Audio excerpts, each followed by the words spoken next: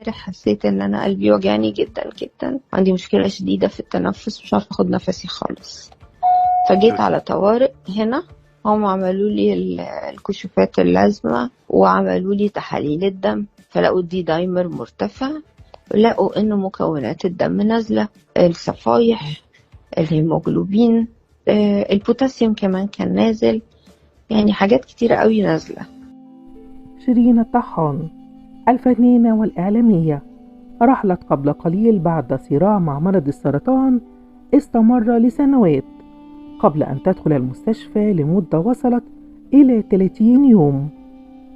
أثناء تواجد الفنانة شيرين الطحان بالمستشفى أكدت إنها تعرضت لوعكة صحية شديدة استدعت نقلها إلى غرفة العناية المركزة بإحدى المستشفيات الخاصة، وقالت: كان عندي شوية مشاكل في قلبي والرئة ومكونات الدم والبوتاسيوم.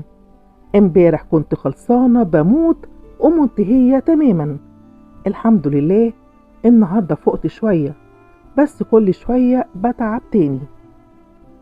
رحلت شيرين الطحان في وسط أيام المغفرة بشهر رمضان الكريم، ونعت نقابة المهن التمثيلية ببالغ الحزن والأسى الفنانة والإعلامية.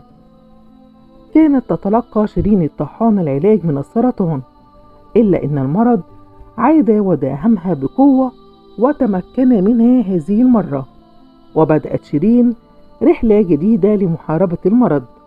ولكن هذه المرة الأمور أصبحت أصعب بالنسبة لها، لا سيما وإنها كانت في مستشفى لم تستطع توفير كافة الإمكانيات لوضعها الصحي، وده اللي جعل حالتها في تدهور مستمر، وحاجت شيرين إلى نقلها لمستشفى تكون متخصصة في علاج الأورام.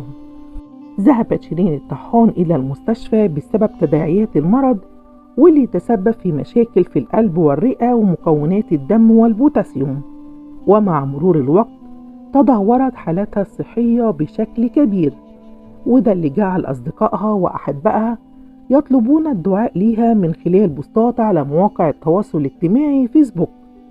إلا أن القدر لم يمنحها مزيد من الوقت،